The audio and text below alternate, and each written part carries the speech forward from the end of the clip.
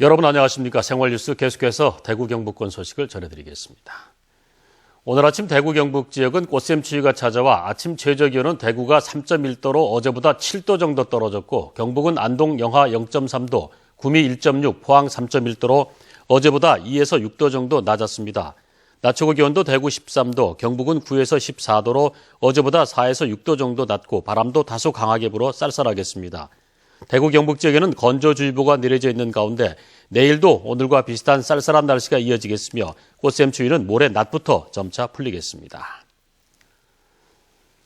대구시는 세계 물포럼을 앞두고 오늘과 내일 이틀 동안 26개 시내버스 업체를 돌면서 모든 시내버스 안전 상태를 점검합니다. 주요 점검 내용은 내리는 문에 안전장치가 달려 있는지와 소화기와 비상망치를 비치하고 있는지, 안내 방송이 제대로 나오고 있는지 등입니다. 특히 지난해 일제 점검에서 지적된 저상버스 리프트 작동 상태를 면밀히 살피기로 했습니다.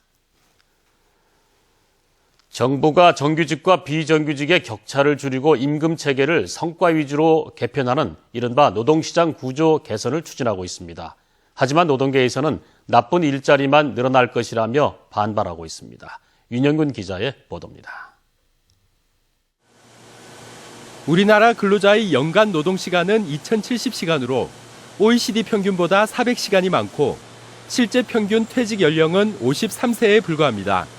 정부는 이런 노동 조건이 대기업과 중소기업, 정규직과 비정규직의 이중구조 탓이라고 보고 있습니다. 정규직 위주의 고용 임금 체계 때문에 나이가 들수록 고임금에 따른 퇴직 압력이 높아지고 이는 비정규직 증가와 근로시간 연장으로 연결된다는 겁니다.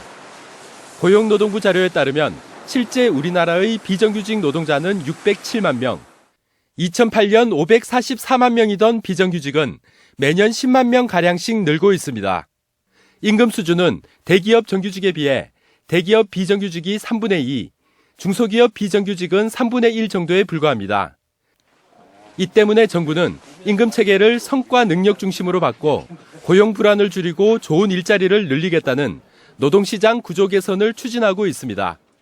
특히 이제 대구 경북 지역에는 대기업보다는 이제 중소 중견기업들이 많은데 그 청년들이 일자리가 없어서 지금 다 수도권이라든지 이런 데로 떠나지 않습니까? 그래서 그런 이중 구조를 해결하는 게 청년 고용을 해결하는데 첫 번째 중요한 길이라고 생각을 합니다.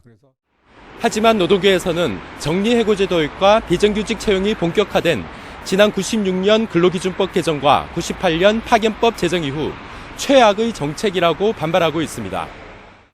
정부의 정책은 결국 적정한 임금의 정규직을 늘리는 대신 적은 임금의 긴 노동시간을 견뎌야 하는 비정규직만 양산한다는 겁니다.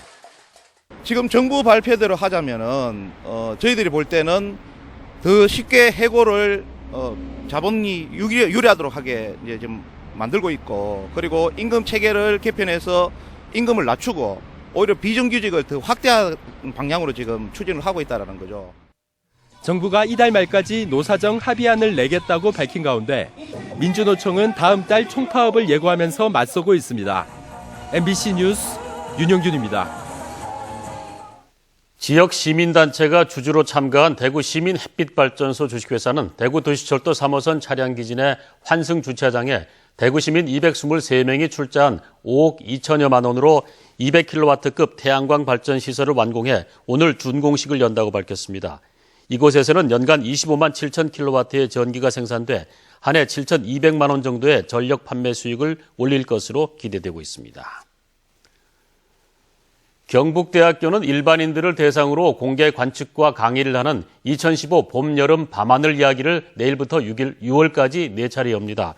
첫날인 내일은 태양계에서 가장 큰 목성과 오리온 등을, 4월 27일과 5월 27일에는 금성과 달, 6월 22일에는 고리를 가진 토성 등을 관측할 수 있습니다. 공개 강연에서는 아인슈타인 상대성 이론 발표 100주년을 기념한 강의가 열립니다. 대구 중구청이 범죄가 자주 발생하는 골목길에 범죄 예방 환경 디자인을 도입한 2014 희망길 조성 사업을 완료했다고 밝혔습니다. 지난 2013년 대구 최초로 범죄 예방형 환경 디자인을 적용해 남산사동 주민센터 주변 골목길을 개선한 데 이어 골목길마다 안전펜스와 비상벨, CCTV 등을 설치하는 것은 물론 골목길마다 특색을 살린 그림과 시설을 설치했다고 중구청은 설명했습니다. 대구지방경찰청이 내일부터 두류내거리 주변 3곳에서 좌회전을 허용하기로 해 두류내거리와 남평리내거리 남북측과 이월드앞 내거리 동서축 접근로에서 좌회전이 가능해집니다.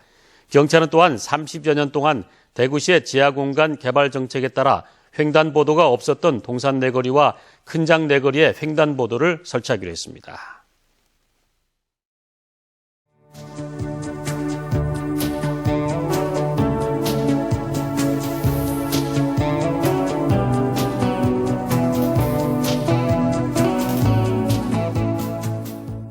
이상으로 MBC 생활뉴스 마치겠습니다. 함께 해주신 여러분 고맙습니다.